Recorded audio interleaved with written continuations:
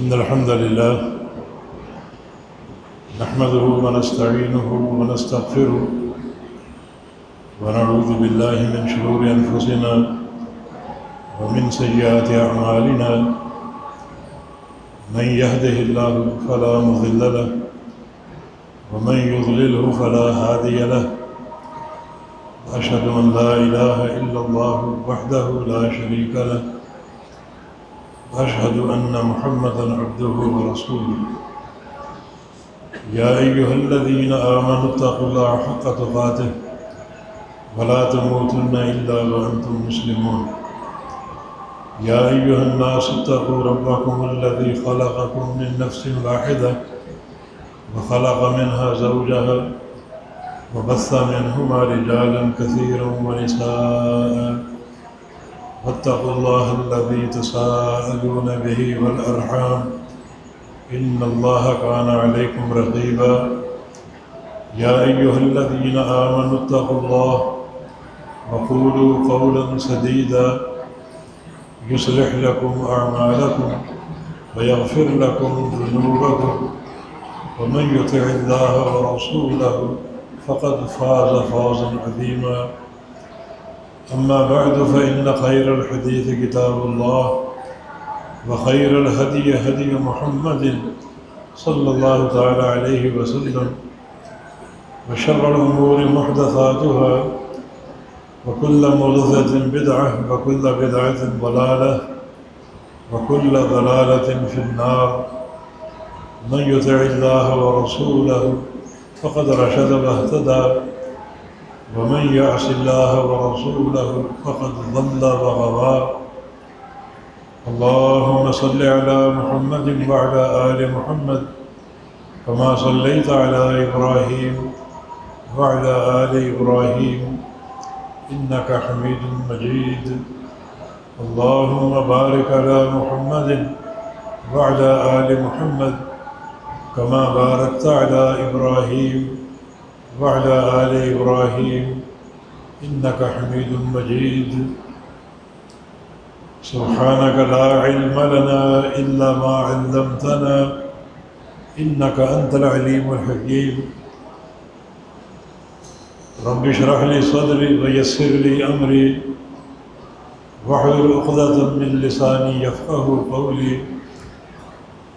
أعوذ بالله من الشيطان الرجيم من همزه ونفخه ونفثه بسم الله الرحمن الرحيم ونبئ عبادي أني أنا الغفور الرحيم وأن عذابي هو العذاب الأليم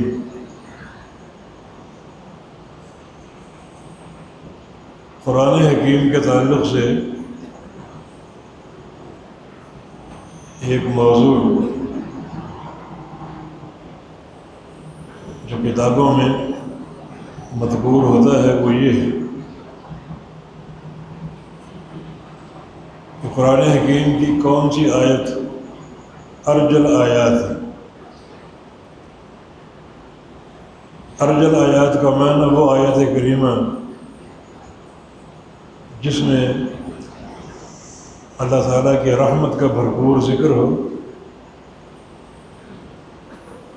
جو بڑی امید افزا ہو،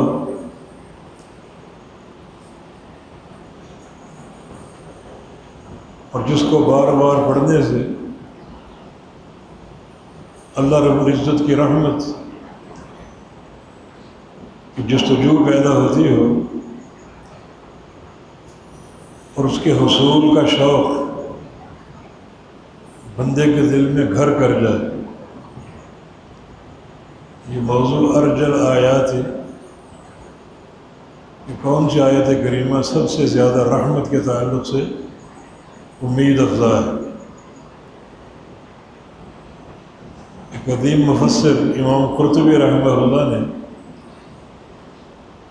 دو آیات کا ذکر کیا ہے، دو عظیم صحابہ کرام کے حوالے سے۔ ایک امیر المومنین عثمان غنی رضی اللہ تعالیٰ عنہ، ان کے نزدیک سورہ حجر کی ایک آیت ارجل آیات، سب سے زیادہ امید افزا۔ دوسرا قول امیر المومنین علی بن ابی طالب رضی اللہ تعالیٰ عنہ کا، ان کے نزدیک سورہ زمر کی ایک آیت کریمہ سب سے بڑھ کر ارجل آیات ہے۔ آج انہی پر غور کرتے ہیں وہ ارجل آیات کیوں ہیں، اور ان آیات کریمہ میں جو امید، رحمت کی امید اور رحمت کا طمع ہے، اس کی بنیاد کیا ہے۔ تو پہلا قول عثمان بن عفان رضی اللہ عنہ، خلیفہ ثالث، شہید مظلوم، جن کی موت اور جن کا خاتمہ بڑا قابل رشک تھا۔ نبی علیہ السلام کی حدیث ہے المرء یبعث علی ما مات علیہ، کہ انسان جو کام کرتے ہوئے فوت ہوتا ہے اسی کام پر قیامت کے دن اٹھایا جائے گا، اور جو کام کرتے کرتے فوت ہو گیا اسی کام میں قیامت تک شمار ہو، قیامت تک وہ کام اس کا جاری۔ جناب عثمان غنی رضی اللہ عنہ، جن کی پوری زندگی عقیدے کے اعتبار سے، کردار کے اعتبار سے، عمل کے اعتبار سے اور تعلق باللہ کے اعتبار سے ایک مثالی زندگی تھی۔ کئی بار نبی علیہ السلام سے جنت کی بشارت حاصل کی۔ ان 10 صحابہ میں شامل ہیں جن عشرہ مبشرہ ہونے کا اعزاز حاصل ہے، جن کو دنیا میں جنت کی بشارت دے دی گئی۔ ان میں تیسرا نام جناب عثمان غنی رضی اللہ عنہ، اور جنت کی بشارت کئی موقعوں پر ملی، بلکہ ایک موقع پر تو کہہ دیا نبی علیہ السلام نے کہ ما ضر عثمان ما عمل بعد اليوم، عثمان آج کے بعد جو مرضی عمل کرے جنت پکی ہے اس کی۔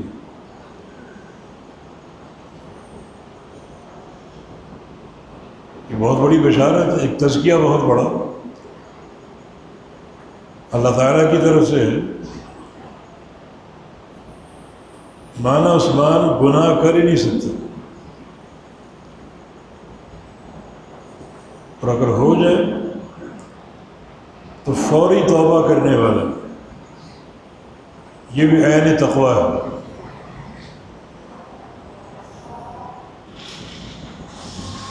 تو جناب عثمان غنی رضی اللہ عنہ، جن کی موت بڑی قابل رشک، جن کا خاتمہ بہت سے بابرکت امور پر ہوا۔ ایک تو شہادت کی موت، باغیوں نے محاصرہ کر لیا اور پھر ان تک پہنچنے میں کامیاب ہو گئے اور ان پر وار کر کے ان کو شہید کر دیا۔ یہ شہادت کی موت ہے۔ دوسرا قرآن پڑھتے ہوئے، مصحف آپ کے سامنے تھا اور آپ قرآن کی تلاوت کر رہے تھے،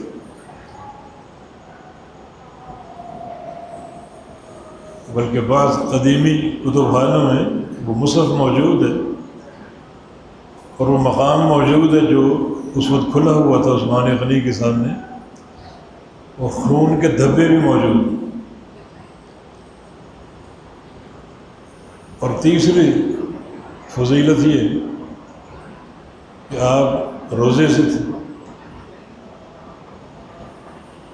اس رات نبی علیہ السلام کو خواب میں دیکھا، شیخین آپ کے ساتھ ابو بکر صدیق اور عمر بن خطاب رضی اللہ عنہ، اور کہا کہ عثمان آج افطار ساتھ کریں۔ روزہ رکھا ہوا تھا، روزے سے تھے، اور چوتھی بات یہ کہ نبی علیہ السلام کی سنت کی استقامت.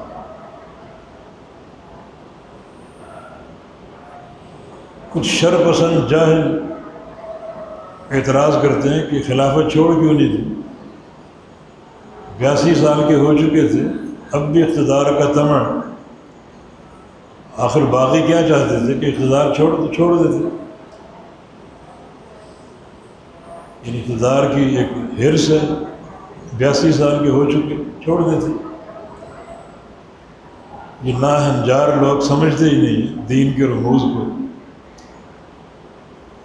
نبی علیہ السلام نے ایک موقع پر فرمایا تھا کہ اے عثمان، ان اللہ یقمصک قمیصا، اللہ تمہیں خلافت کی قمیض پہنائے گا. وَإِذَا أَرَادَ النَّاسُ يَنزَعُوهُ، اور اگر لوگ اس کو اتارنا چاہیں فَلَا تَنزَعْهُ لَهُمْ، تم مت اتار لیں، موت قبول کر لیں. تو سنت کی استقامت ہے. نبی علیہ السلام کی سنت پر ڈٹ گئے. یہ بڑی ایک قابل فخر اور قابل شرف موت ہے. تو نیک اعمال کی محبت اور قرآن سے بڑا گہرا تعلق تھا. ان کا قول ہے کہ میں نے قرآن بار بار پڑھا، اول سے آخر تک پڑھا، شروع سے آخر تک. جو ارجل آیات میرے نزدیک وہ اللہ تعالیٰ کا یہ فرمان سورہ حجر، نبئ عبادی انی انا الغفور الرحیم، خبر دو میرے بندوں کو. یہ اللہ اپنے نبی سے مخاطب ہے، میرے بندوں کو خبر دو، میرے بندوں کو بتا دو، یہ اعلان ان تک پہنچا دو، یہ اطلاع ان کو دے دو کہ بے شک میں بڑا بخشنے والا اور بڑا رحم کرنے والا.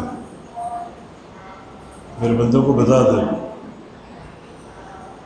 یا اللہ تو اپنا تعارف کرا رہے، اپنی معرفت پیش کر رہے، ہمیں علم نہیں تھا، کیونکہ تو نے ہمیں بتایا کہ میں الغفور الرحیم. میرے بندوں کو بتا دو، خبر دے دو. اگر عربی لغت سے تھوڑا سا مس ہو، تھوڑا سا ذوق ہو، تو اس آیت کریمہ میں کئی تاکیدیں استعمال ہوئی. جو انی، یہ ان حرف تاکید ہے کہ بے شک، بلا شبہ، تحقیق. آگے پھر انا، میں، بے شک میں ہی، یہ اس کا ترجمہ. انی، بے شک میں، اور انا، میں ہی، اور کوئی نہیں. تیسری تاکید الغفور، الف لام الغفور پر داخل ہے. اس میں تاکید کا اور عموم کا اور حصر کا معنی ہے. الرحیم پر الف لام داخل ہے، وہی معنی اس کا بھی، مبالغہ. بے شک میں بڑا بخشنے والا، بڑا رحم کرنے والا. کتنی تاکیدیں استعمال ہوئیں. قرآنی اسلوب ایسا ہے کہ دو تاکیدیں کہیں جمع ہو جائیں تو اس مقام پر قسم کا زور پیدا ہو جاتا ہے. جو زور قسم، اب واللہ کہیں، آپ حرف قسم استعمال کریں، اللہ کی قسم، تو کلام میں تاکید اور زور پیدا ہو جاتے ہیں. تو کسی مقام پر قسم نہ ہو لیکن دو تاکیدیں آ جائیں تو وہاں قسم کی شدت اور قسم کا زور پیدا ہو جائے. یہاں 4 تاکیدیں اور 7 حکم. اے میرے نبی، میرے بندوں کو بتا دو، میرے بندوں کو خبر دو یہ کہ بے شک میں ہی الغفور، میں ہی الرحیم، خوب بخشنے والا اور خوب رحم کرنے والا. یہ ایک آیت ہے. دوبارہ اس پر ہم آتے ہیں. امام قرطبی رحمہ اللہ جناب علی بن ابی طالب رضی اللہ عنہ کے حوالے سے دوسرے آیت کریمہ کا ذکر کرتے ہیں. سورہ زمر کی آیت ہے. قل یا عبادی الذین اسرفوا علی انفسہم لا تقنطوا من رحمۃ اللہ ان اللہ یغفر الذنوب جميعا انہ هو الغفور الرحیم۔ یہاں بھی اللہ کے نبی مخاطب ہیں کہ آپ کہہ دیجیے، یہ اعلان عام کر دیجیے، یا عبادی میرے بندو، میرے بندو۔ کون بندے؟ نیکوکاروں کا ذکر نہیں، اطاعت گزاروں کا ذکر نہیں، وفا شعاروں کا ذکر نہیں۔ ان کا ذکر ہوتا تو کیا محبت کا انداز ہوتا۔ گناہ گاروں کا ذکر، اسرفوا علی انفسہم، جنہوں نے اپنے اوپر زیادتی کر لی، گناہ کر لی، اپنے اوپر زیادتی کر لی، گناہوں کے ساتھ، معصیتوں کے ساتھ۔ لا تقنطوا من رحمت اللہ، اللہ کی رحمت سے مایوس نہ ہونا۔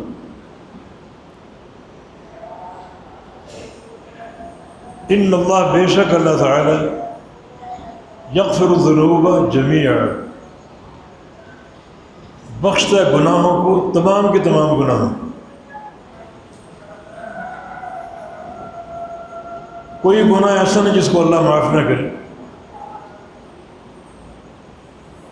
سارے گناہوں کو بخشتا ہے۔ اور آخر میں اللہ کی معرفت حاصل کر لو، اس کا تعارف کہ انہ هو الغفور الرحیم، بے شک وہی الغفور اور وہی الرحیم، بہت بخشنے والا اور بہت رحم کرنے والا۔ اس آیت کریمہ پر غور کریں تو بہت سے تاکیدی پہلو ہیں جو اللہ کی رحمت کی وسعت کی نشاندہی کرتے ہیں۔ ایک قل، آپ اعلان کریں، کہیں، لوگوں کو بتائیں کہ اللہ کا امر، آرڈر ہے کہ میرا یہ پیغام میرے بندوں تک پہنچاؤ۔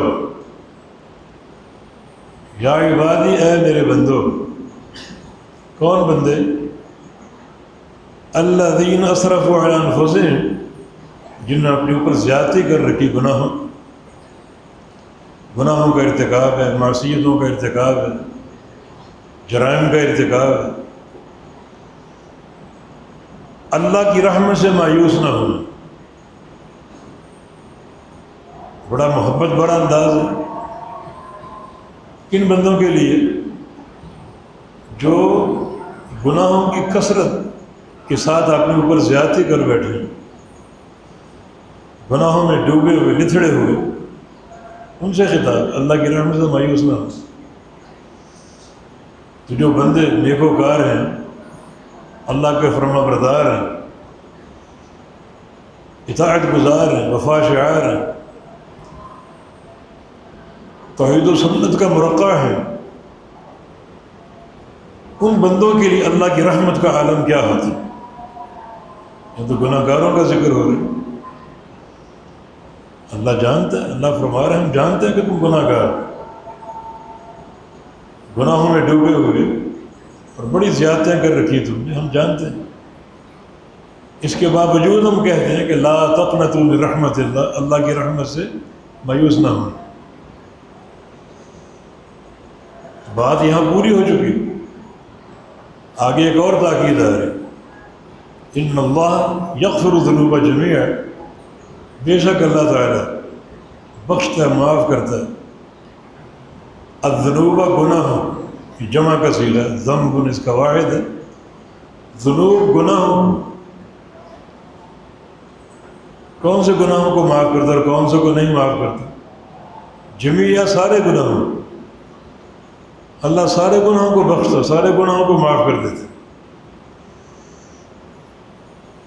کتنی تاکیدیں استعمال ہو چکی ان بندوں کے لیے جو گناہوں میں ڈوبے ہوئے ہیں اور اپنے اوپر زیادتیاں کر بیٹھے ہیں گناہوں کے ارتکاب کے ساتھ۔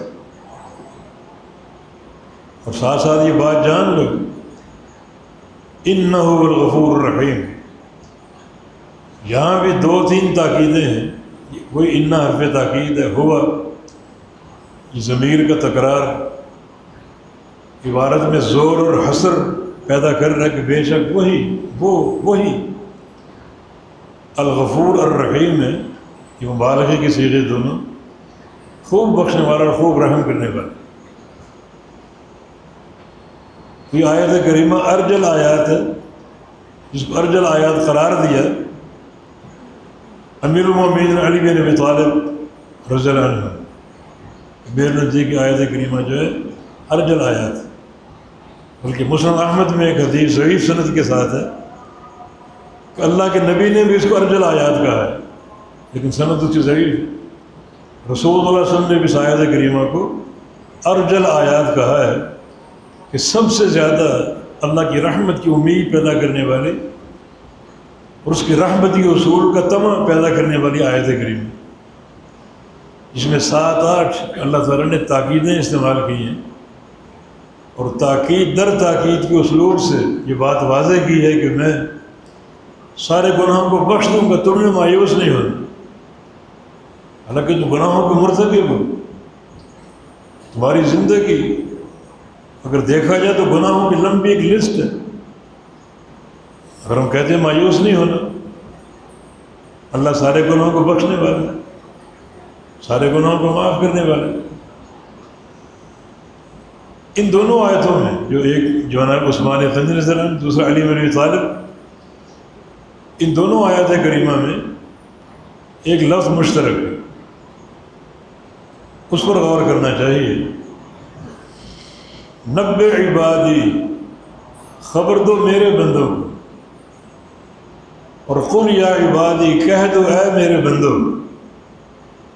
یہ عبادی کا لفظ ہی سب سے زیادہ اللہ تعالیٰ کی رحمت کی دلیل ہے۔ اللہ کسی شخص کو اپنا بندہ کہہ دے، کسی جماعت کو اپنا عباد کہہ دے، میرے بندوں، یہ میرے بندے، یہ سب سے بڑا شرف ہے ان بندوں کے لیے۔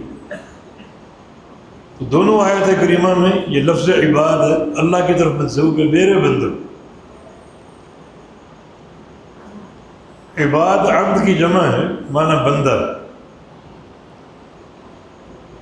عباد دو طرح کے ہوتے ہیں، ایک جن کو بندہ کہا گیا ہے، سب اللہ کے بندے ہیں، اس معنی میں کہ اللہ کے مخلوق، اللہ کے پیدا کر دے، اللہ کے بندے، اللہ نے پیدا کیا سب کو، اس میں کافر بھی، مشرک بھی، منافقین بھی، ہر طرح کے لوگ، سب اللہ کے بندے، سب اللہ کی مخلوق ہے، اور اللہ سب کا خالق ہے۔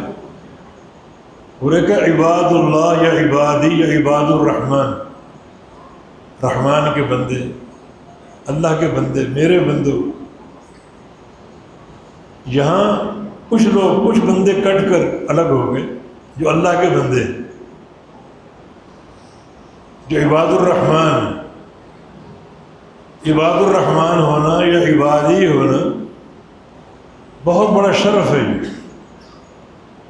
اور اللہ دونوں آیتوں میں اپنے بندوں سے مخاطب، میرے بندے، میرے بندوں سے کہہ دو، میرے بندو، اللہ کی رحمت سے مایوس نہیں ہونا۔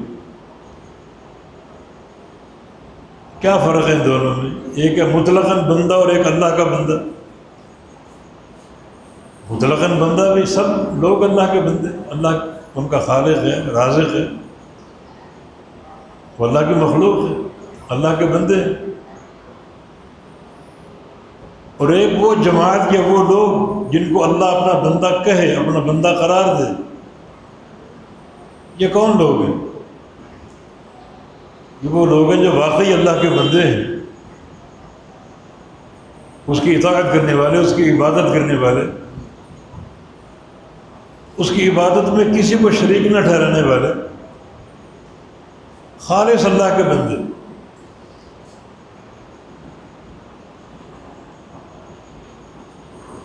پوری کائنات اللہ کے بندے ہیں، لیکن کچھ اللہ کے بندے جن کو اللہ اپنا بندہ قرار دیتا ہے، اپنا بندہ کہتا ہے، یہاں وہ لوگ مخاطب ہیں، ہر بندہ نہیں۔ اللہ تعالیٰ اپنے بندوں سے مخاطب ہے، میرے بندوں۔ یہ خاص ایک نسبت ہے اللہ تعالیٰ کی طرف، میرے بندو جو واقعی اللہ کے بندے، جن میں توحید کوٹ کوٹ کے بھری ہوئی ہے، اطاعت کا جذبہ ہے، اللہ کے بندے وہ ہیں جو اللہ کی توحید کا اقرار کرتے ہیں اور اس توحید میں کسی کو شریک نہیں ٹھہراتے، یہ اللہ کے بندے ہیں، جنہیں یہ بات معلوم ہے کہ ہمارا داتا اللہ ہے اور کوئی نہیں، مشکل کشا اللہ اور کوئی نہیں، حاجت روا اللہ اور کوئی نہیں، دستگیری کرنے والا اللہ اور کوئی نہیں۔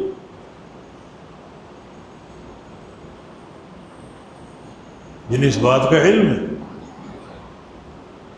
یہ اللہ کے بندے ہیں، اس کی ربوبیت میں الوہیت میں کسی کو شریک نہیں کرتے، خالص اللہ کے بندے۔ اللہ کا بندہ بننا واقعی مشکل کام ہے۔ اکبر نام لیتا ہے خدا کا اس زمانے میں جہاں قدم قدم پر درگاہیں ہوں، شرک کے اڈے ہوں، حکومت خواہ عوام شرک کی دلدل میں پھنسے ہیں۔ ان دنوں جو دو مقام پر ظلمات لوگوں نے کھڑی کر رکھی ہیں، بیت اللہ کے مقابلے میں یہاں بیت اللہ بنایا ہو، اس کا حج کرتے، اللہ سے محاذ آئی، وَإِذْ جَعَلْنَا الْبَيْتَ مَثَابَةً لِلنَّاسِ وَأَمْنًا، یہ اللہ کا گھر جہاں لوگ بار بار آئیں، حج کریں، عمرے کریں، اس گھر کا طواف کریں۔ یہ مقام ایک ہی گھر کو حاصل، اللہ کا گھر، کسی اور گھر کو حاصل نہیں۔ حکومت ان باتوں کو نہیں جانتی کہ سیون میں کیا ہو رہا ہے، تربت میں کوہ مراد میں کیا ہو رہا ہے، بدین میں لواری کے مقام پر کیا ہو رہا ہے۔ ان تینوں مقامات پر حج نہیں ہوتا، کتنی بڑی بغاوت اور محاذر ہے۔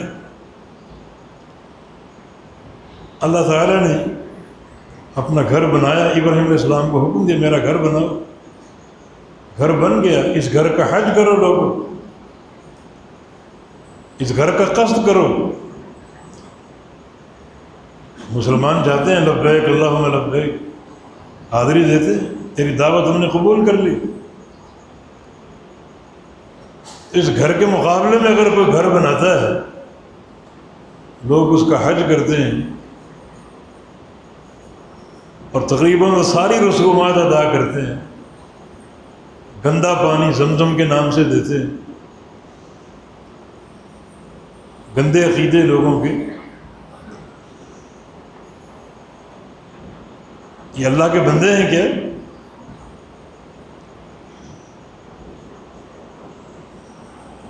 اس قوم کو راحت کہاں سے ملے گی، آسودگی کہاں سے ملے گی؟ اللہ کے حق توحید کو پہچانو، اللہ تمہارے سارے حقوق پورے کر دے گا۔ ایک حق اللہ علی العبد اور ایک حق العباد علی اللہ۔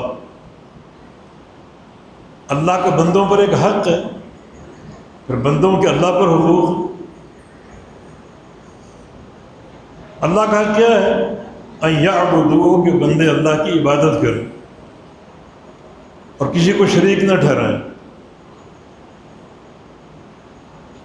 اس کو پورا کر لو، پھر جو بندوں کے حقوق اللہ پورے کرے گا۔ ایک تقسیم سمجھ لو، ایک ذات آسمان والی ہے اور ایک زمینوں کے لوگ مخلوق۔ وہ خالق ہے، یہ مخلوق جو تمہارا خالق ہے، مالک اور رازق ہے، جس نے تمہیں دنیا میں بھیجا بے مقصد نہیں، ایک مقصد کے تحت کہ اس کی عبادت بجا لاؤ گے تو پھر تمہارے کیا حقوق پیش کرو۔ تم کو کھانا چاہیے، امن چاہیے، استقرار چاہیے، سلامتی چاہیے، مال چاہیے، سب ادا کر دیں گے، تمہارے حقوق پورے کر دیں گے۔ یہ تقسیم حتمی تقسیم ہے۔ حق توحید کو پہچان لو، تمہارے سارے حقوق پورے ہو جائیں گے۔ اللہ کا بندہ بننا، اس میں سارے اعتقادی امور شامل ہیں۔ یہاں خطاب بھی اللہ کے بندوں سے ہے، جو اس کو مشکل کشا مانتے ہیں، حاجت روا مانتے ہیں، داتا مانتے ہیں، غوث مانتے ہیں، کسی اور کو نہیں۔ کسی اور کو مانو گے تم اس کے بندے بن گئے، باعتبار خلقت کے اللہ کے بندے ہو، لیکن وصف کے اعتبار سے اللہ کے بندے نہیں ہیں، نکل گئے تم نے بغاوت اختیار کی، مہادرائی کری۔ تو یہ دونوں جو مقام ہیں، ان میں عبادی میرے بندوں، اللہ کے بندوں کا ذکر، اللہ کے بندوں جن میں توحید خالص ہے۔ اور اللہ کا بندہ بننے کا معنی یہ ہے کہ اللہ کی طرف سے جو فرمان آ جائے اس کو فوراً قبول کریں، کسی تعطیل یا تعویل کے بغیر۔ یہ عبودیت ہے، اللہ کی اطاعت کرنے والے۔ اور اللہ تعالیٰ نے اپنی اطاعت کے لیے ایک نمائندہ کو بطور نمونہ کے مبعوث فرما دی۔ لقد کان لکم فی رسول اللہ اسوۃ حسنہ، وہ رسول اللہ کی ذات، اسوہ کامل، مکمل نمونہ، ہر چیز میں، عقیدے میں، عمل میں، عبادات میں، معاملات میں، غمی خوشی میں، شادی بیاہ میں، تجارت میں، سفر میں، حضر میں، لیل و نہار، خلوت و جلوت میں، وہ ذات کامل نمونہ ہے۔ جو ان کی پیروی کرے گا اور حقیقت میں اللہ کی اطاعت کر رہے ہیں، یہ عبدیت، اللہ کا بندہ بننا۔ رسول کی پیروی کرنے کا معنی یہ نہیں کہ رسول کا بندہ بن گیا، کیونکہ من یطیع الرسول فقد اطاع اللہ، جو رسول کی اطاعت کرتا ہے وہ اللہ کی اطاعت کر رہا ہے۔ رسول اللہ کا پیغامبر ہے، اس کا پیغام لے کر آیا، اس کا پیغام پہنچانے والا ہے، ان کی اطاعت اللہ کی اطاعت ہے۔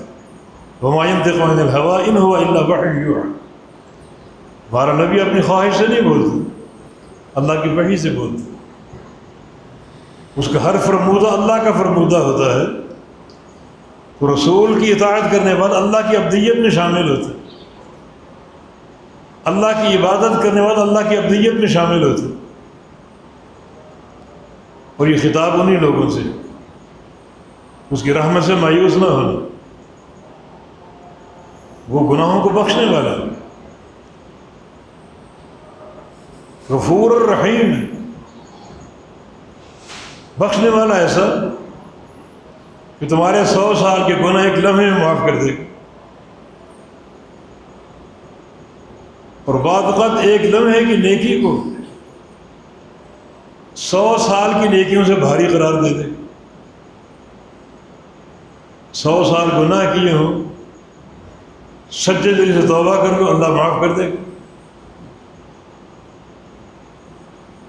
یا ابن آدم لو بلغت ذنوبک عنان السماء ثم استغفرتنی لاغفرن لک، آدم کے بیٹے تیرے گناہ اگر آسمانوں کو چھونے لگے پھر تو مجھ سے استغفار کر لے، سچا استغفار، میں تجھے معاف کر دوں۔ صحیح مسلم کی حدیث قدسی ہے، اللہ فرماتا ہے یا عبادی انکم تذنبون لیلا ونہارا وانا اغفر الذنوب جميعا فاستغفرونی اغفر لکم۔ اے میرے بندو، تم دن رات گناہ کرتے ہو، وہی بات جو قرآن کر رہے، اسرفوا علی انفسہم، اپنے اوپر زیادتی کر بیٹھے ہوئے، گناہوں کی کثرت کے ساتھ، گناہوں کے ارتکاب کے ساتھ، بڑے ہیبت ناک جرائم کے ساتھ۔ حدیث وہی بات کر رہی ہے، انکم تذنبون لیلا ونہارا، تم رات دن گناہ کرتے ہو، رات دن گناہ کرتے ہو۔ وَأَنَا أَغْفِرُ الذُّنُوبَ جَمِيعًا، مجھے پہچان لو میں سارے گناہوں کو بخشنے والا ہوں۔ وہی قرآن والی بات، اغفر الذنوب، ذنوب جمع کا صیغہ، گناہوں کو، اور جمیع ساروں کو، تاکید، سارے گناہوں کو بخشنے والا ہوں۔ کوئی چیز مجھ سے بڑی ہو سکتی، یا کوئی مجھ سے پوچھنے والا ہے، سوال کرنے والا ہے، ایسا کیوں اور ایسا کیوں نہیں؟ بے پرواہ تھا، جو چاہوں کروں، یہ کائنات میری ملکیت ہے، میرا امر اس پر جاری اور قائم ہے، بے شک میں سارے گناہوں کو بخشنے والا ہوں۔ فاستغفرونی، مجھ سے استغفار کرو، یہ حدیث کے الفاظ، بخشش طلب کرو، اغفر لکم، میں تمہیں بخش دوں گا، معاف کر دوں گا۔ مجھ سے استغفار کرو، توبہ طائب ہو جاؤ، میری طرف لوٹ آؤ، تو میں تمہیں بخش دوں گا۔ جو بات قرآن کر رہا ہے وہی حدیث کر رہی ہے، اس کی رحمت کی وسعت اور اس کی رحمت کا عموم، مگر خطاب کس سے؟ حدیث ہی وہی، یا عبادی، اے میرے بندو، اے میرے بندو۔ یہ صحیح مسلم کی حدیث ہے، اس میں 11 دفعہ یا عبادی کے الفاظ، اے میرے بندو، اے میرے بندو۔ اللہ اپنے بندوں سے مخاطب، یا عبادی کہنے سے صرف وہ بندے آگے جو اللہ کے بندے ہیں، اسی کو پکارتے ہیں، اسی سے استغاثہ کرتے ہیں، اسی کی عبادت کرتے ہیں، اسی کو مشکل کشا مانتے ہیں، اسی کو حاجت روا مانتے ہیں۔ یہ عبادی، میرے بندو، اللہ کے بندے ہیں۔ اور کچھ بندے طاغوت اور شیطان کے بندے ہیں، شیطان کی راہوں کے پیروکار ہیں۔ باعتبار خلقت وہ اللہ کے بندے ہیں، مگر وصف کے اعتبار سے نہیں۔ جس کو پکارتے ہو، جس کی پیروی کرتے ہو، اس کی ابدیت کے دائرے میں تم داخل ہو۔ اللہ تعالیٰ کی ابدیت کے دائرے میں کون لوگ ہیں؟ جو خالص اسی کی عبادت کرنے والے، اسی کی اطاعت کرنے والے۔ اطاعت میں اس کا نمائندہ محمد رسول اللہ علیہ وسلم ہے، اسی کی پیروی کرنے والے، ان کی پیروی اللہ کی پیروی، ان کی اطاعت اللہ کی اطاعت، ان کی اطاعت کتنا بڑا شرف ہے کہ جو اس کی اطاعت کرتے ہیں، وہ اطاعت ان بندوں کو اللہ سے جوڑ دیتی، پھر وہ اللہ کے بندے بن جاتے ہیں، عبادی کے دائرے میں داخل ہو جاتے ہیں۔ یہ رسول کی اطاعت کرنے والے، جو اللہ کا نمائندہ ہے، جو اللہ کی باتیں لوگوں تک پہنچاتا ہے، اللہ کے پیغام سناتا ہے، تو اس کی پیروی کرنے والے اللہ کے بندے بن جاتے ہیں۔ اور یہ خطاب انہی لوگوں سے، ہر بندہ اس پر توجہ نہ کرے، لیکن پہلے بندہ بن جائے،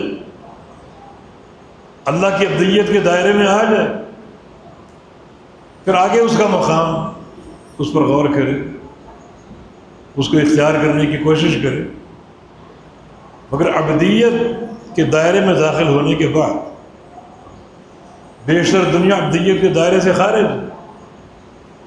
بہت کم لوگ اس دائرے میں داخل، جن کی توحید بھی خالص ہے اور اطاعت بھی خالص ہے، نہ ان کی توحید میں کوئی شریک ہے، نہ ان کی اطاعت میں کوئی شریک ہے۔ یہ وہ لوگ جن کو اللہ کا خالص بندہ بننے کا شرف حاصل، بندے بن گئے، ہاں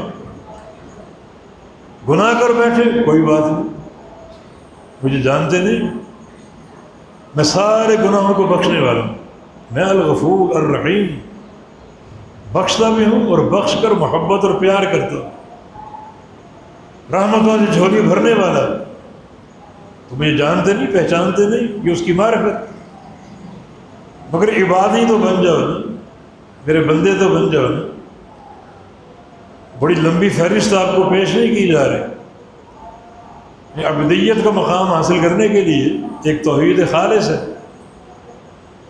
اور ایک سچی غلامی رسول اللہ صلی اللہ علیہ وسلم کی۔ بڑی لمبی فہرست آپ کو نہیں دی جا رہی، بس توحید خالص کی طرف آ جاؤ اور اللہ کے پیغمبر کی سچی غلامی قبول کر لو۔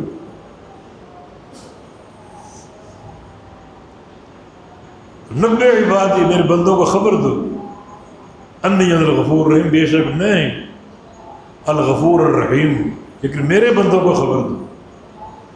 بندے بہت ہیں، ہر بندہ اس سعادت کے قابل نہیں، مستحق نہیں ہے۔ میرے بندوں کو خبر دو جو میرے بندے بن گئے توحید خالص کے ساتھ اور میرے نبی کی سچی غلامی کے ساتھ، کہ بے شک میں الغفور الرحیم، وَأَنَّ عَذَابِ، بے شک میرا عذاب بھی، والعذاب العلیم، بڑا دردناک عذاب۔ یہ آیت کریمہ ایک قہر بھی ہے، رحمت بھی ہے۔ اس میں بھی رحمت کا پہلے، میرا عذاب بڑا دردناک ہے۔ قہر کن کے لیے؟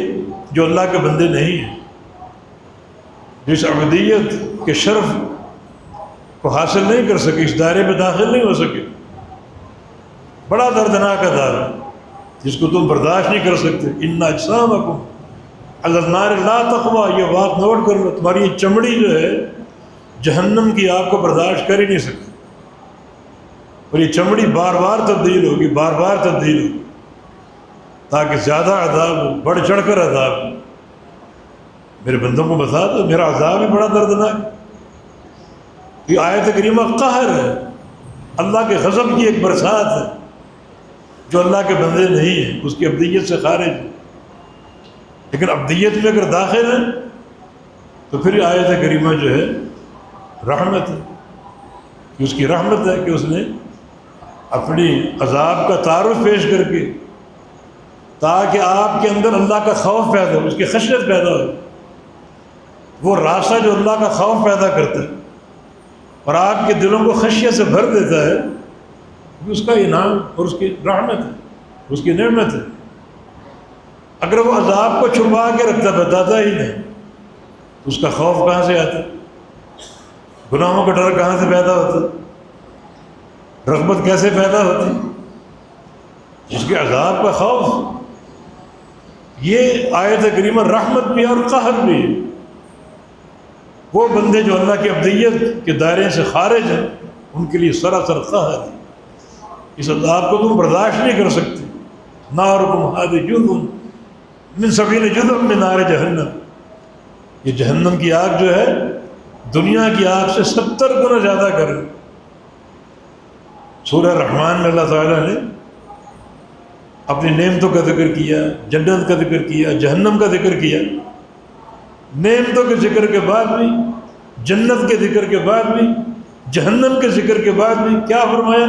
فَبِأَيِّ آلَاءِ رَبِّكُمَا تُكَذِّبَانِ، رب تعالیٰ کی کون کون سی نعمت کو جھٹلاؤ گے؟ یہ عذاب اس کی نعمت ہے کیا؟ جہنم اس کی نعمت ہے کیا؟ کہ اس نے جہنم کا ذکر کیا، جہنم کے عذاب کا ذکر کیا، بڑا ہیبت ناک عذاب، اور ساتھ یہ بھی فرمایا ہے کہ اللہ تعالیٰ کی کس کس نعمت جھٹلاؤ گے؟ یہ عذاب نعمت، ہاں نعمت ہے، اس کا تعارف پیش کرنا نعمت ہے۔ اس عذاب کی آیتوں کو پڑھو اور سہم جاؤ، ڈر جاؤ، اپنے دلوں کو خشیت سے بھر لو، تو نعمت نہ ہوئی؟ رضی اللہ عنہم ورضوا عنہ ذالک لمن خشی ربہ، اللہ کی خشیت اگر آ جائے تو اللہ راضی ہو جائے گا۔ یعنی یہ بات اللہ کی رضا پر منتج ہوتی، اس کی رحمت پر منتج ہوتی، خشیت کی بنا پر۔ اور خشیت پیدا کرنے کے بہت سے عوامل اور بہت سے اسباب ہیں، ان میں سے ایک سبب اللہ کے عذاب کا تعارف ہے۔ پیارے پیغمبر محمد رسول اللہ صلی اللہ علیہ وسلم رات کو لمبا قیام کرتے اور قرآن کی آیات کی تلاوت کرتے، کئی صورتیں پڑھ جاتے بعض وقت، جہاں اللہ تعالیٰ کے عذاب کا ذکر آتا وہاں ٹھہر جاتے اور اپنے دل کو اللہ کے عذاب کے خوف سے بھر لیتے اس عذاب سے اللہ کی پناہ طلب کرتے بار بار، اللہم انی اعوذ بک من النار، اللہم انی اعوذ بک من النار، اللہم اجرنی من النار۔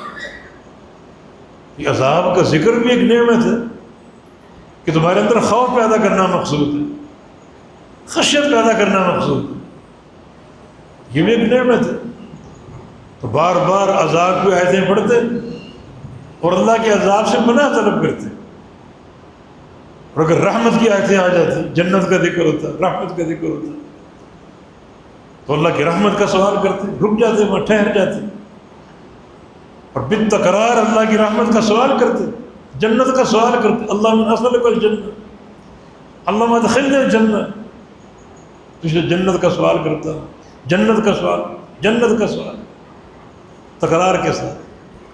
نبی علیہ السلام کی حدیث، جو بندہ دعا میں جنت کا سوال 3 بار کر لے تو جنت خاموش نہیں رہتی، سفارش کرتی کہ یا اللہ یہ تیرا بندہ کتنے شوق سے تجھ سے جنت طلب کر رہا ہے، میرا سوال کر رہا ہے، اس کو جنت کا داخلہ عطا فرما دے۔ جنت سفارش کرتی، 3 دفعہ بندہ اگر جنت کا سوال کرے اور 3 دفعہ اگر اللہ کے عذاب سے پناہ طلب کرے، اللہم انی اعوذ بک من النار، تیری پناہ چاہتا ہوں جہنم کی آگ سے، جہنم کے عذاب سے۔ جہنم بول اٹھتی کہ یا اللہ یہ بندہ کتنے الحاظ ہے، مجھ سے پناہ طلب کر رہے، تیری پناہ چاہتا ہے، میں جہنم سے بچا لے، یا اللہ اس کو بچا لے، جہنم سے بچا لے اسے۔ جہنم سفارش کرتی، نبی علیہ السلام بھی بار بار رحمت کی آیتوں ٹھہرتے، جنت کی آیتوں پر ٹھہرتے، جنت کا سوال کرتے، عذاب کی آیتوں پر ٹھہرتے، عذاب سے پناہ طلب کرتے۔ تو عذاب کی آیتیں پڑھنا بھی اللہ تعالیٰ کی رحمت ہے، اس نے عذاب کا تعارف کرا دیا، بتا دیا خیر کیا اور شر کیا ہے، تاکہ خیر کو حاصل کرو اور شر سے بچو۔ تو شر کا تعارف بھی ایک نعمت اور رحمت ہے، یہاں دونوں چیزیں جمع ہیں۔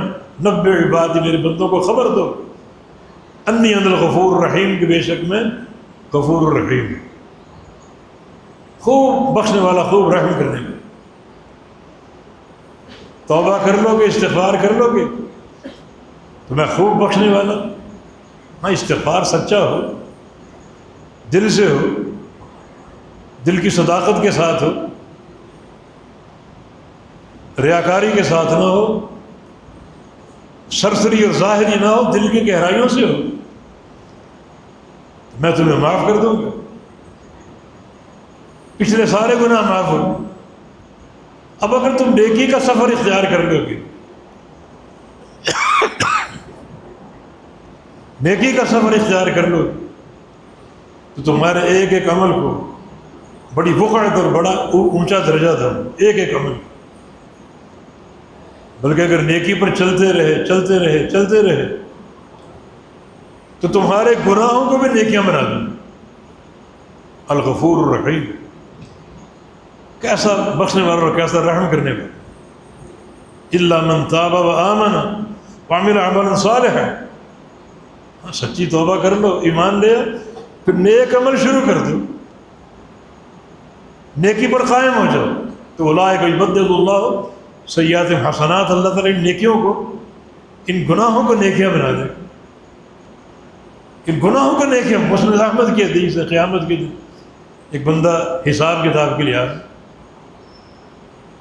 اللہ کی رحمت، اس کا کرم اور اس کی وسعت، اللہ فرشتوں کو سرگوشی کر کے فرماتا ہے کہ اعرضوا علیہ صغار ذنوبہ، جو میرا بندہ آ رہا ہے نا، اس کے چھوٹے گناہ پیش کرنا، بڑے گناہ نہیں، بڑے گناہ اٹھا دو، چھپا دو، صرف چھوٹے گناہ۔ بندہ پہنچ گیا، گناہ اس کو یاد آ رہا ہے، حساب شروع ہو چکا ہے، تو نے فلاں گناہ کیا، فلاں فلاں فلاں فلاں گناہ، سب چھوٹے گناہ۔ نبی علیہ السلام کا فرمان ہے کہ وہ ان گناہوں کا اقرار اور اعتراف کرے گا، لیکن ساتھ ساتھ جو بڑے گناہ ان کے تصور سے کانپ رہا ہو۔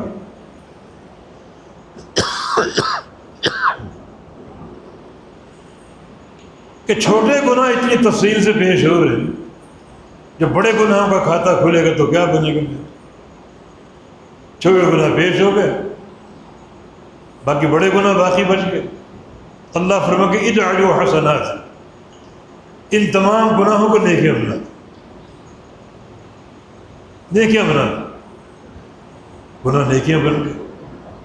الغفور الرحیم، کیا اس کی رحمت کے تقاضے اور کیا اس کی مغفرت کے تقاضے، کیا وسعت ہے جس کا ہم تصور نہیں کر سکتے۔ گناہ کر رہے ہو، پردہ ڈالتے ہیں، دنیا میں پردہ ڈال دیتے۔ پردہ کب کھلتا ہے؟ جب بندہ بار بار کرے، بار بار کرے۔ امیر عمر کے دور میں ایک بندہ چوری کے گناہ میں پکڑا گیا، اس کا ہاتھ کاٹ دو۔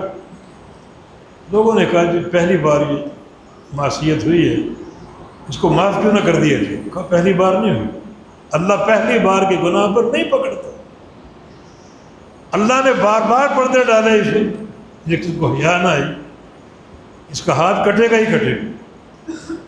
تو اس کی مغفرت اور رحمت کا عالم، ہم گناہ کر رہے ہیں، اللہ پردے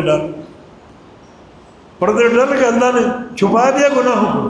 قیامت کا دن ہوگا، اللہ معاف کر دے گا۔ صرف معاف ہی نہیں کرے گا، جو بندہ توبہ کر کے استقامت کی راہ پر آ جائے تو اللہ فرمائے گا ان سارے گناہوں کو نیکیاں بنا۔ ابو ذر غفاری کی حدیث ہے، وہ فرماتے ہیں کہ اللہ کے نبی صلی اللہ علیہ وسلم جب یہاں تک پہنچے، اگلی بات کرنے سے پہلے آپ کے چہرے پر مسکراہٹ آ گئی۔ بندہ کہے گا کہ یا اللہ اور میرے گناہ بہت سے، وہ کیوں نہیں کھلے، ان کا ذکر کیوں نہیں ہوا؟ جو پہلے تھر تھر کانپ رہا تھا، اس کی رحمت کی وسعت کو دیکھتا ہے، اس میں جرت آ جاتی۔ اللہ کے نبی کھلکھلا کے ہنس پڑے، فرماتے ہیں کہ ہم نے نبی علیہ السلام کی آخری داڑھیں تک دیکھ لی، اس قدر آپ منہ کھول کے ہنسے، ورنہ اکثر آپ کی ہنسی تبسم تک ہوتی تھی، مسکراہٹ تک ہوتی تھی، مگر اس بندے کے ذکر سے وہ کیسا الغفور، کیسا الرحیم ہے کہ میرے بندے کے گناہوں کو نیکیاں بنا دو، گناہ نیکیاں بن جائیں گی۔ یہ آیت کریمہ بڑی امید افزا ہے، رحمت کے خزانے موجود ہیں، مگر کن کے لیے؟ نبئ عبادی، میرے بندوں کے لیے، جو عقیدے کے اعتبار سے، توحید کے اعتبار سے، عمل کے اعتبار سے، اطاعت کے اعتبار سے میرے بندے، سچی میرے نبی کی اطاعت کرنے والے، ایک ہاتھ میں کتاب اللہ، دوسرے میں سنت رسول اللہ، یہ میرے بندے، میرے فرمان کے تابع، کسی اور کی بات کے نہیں، نہ کسی اور کے نظام کے، نہ کسی اور کے فتوے کے، نہ کسی اور کے قول کے، نہ کسی اور کے فقہ کے، خالص کتاب و سنت کے پیروکار میرے بندے۔ تو بڑی ایک بشارت کا پہلو ہے یہ۔ اللہ فرما رہا میرے بندو تم گناہ کر چکے، بار بار کر چکے، رحمت سے مایوس نہ ہو۔ کیسی تسلی، رحمت سے مایوس نہ ہو، اور یہ بات جان لو کہ میں سارے گناہوں کو بخشنے والا ہوں، اور یہ بھی جان لو میں الغفور الرحیم۔ کتنا ایک قوت کے ساتھ اللہ کی معرفت، اس کا تعارف۔ تو یقیناً یہ دو شخصیتیں، امیر المومنین عثمان غنی رضی اللہ عنہ اور امیر المومنین علی بن ابی طالب رضی اللہ عنہ، ان دونوں آیتوں کو ارجل آیات قرار دیتے ہیں۔ ان کو بار بار پڑھو، بار بار پڑھو، تاکہ اس کی رحمت کا یقین بھی ہو، اور رحمت کا یہ ذکر پڑھ کے ایک انسان اللہ تعالیٰ کی رحمت کا طمع اپنے اندر قائم کر لے، شوق اور حرص اپنے اندر قائم کر لے۔ اس قسم کی آیات کا بار بار پڑھنا یقیناً ایک بندے کے لیے فائدہ مند ہوگا، کہ اس کی رحمت کے حصول کا شوق پیدا ہوگا۔ وہ عذاب کا ذکر ہے تو عذاب کا تعارف، یہ بھی خالق کائنات کی رحمت ہے کہ اس نے اپنا عذاب بتا دیا، میرا عذاب کیسا ہے، اس عذاب کی نوعیت کیا ہے، اس عذاب کو تم برداشت نہیں کر سکو گے، تاکہ اس قسم کی آیات کو پڑھ کے اللہ کی جو ہے وہ مزید خشیت پیدا ہو اور اس کی رحمت کا شوق پیدا ہو۔ اگر ایک بندے کو معلوم ہو کہ مرنے کے بعد جو ہے مجھے ایک ایسے سمندر میں ڈال دیا جائے گا جس کا سرخ پانی، یہ سود خوروں کا انجام، کھولتا ہوا پانی، کناروں پر فرشتے کھڑے ہیں، نکلنے نہیں دیں گے۔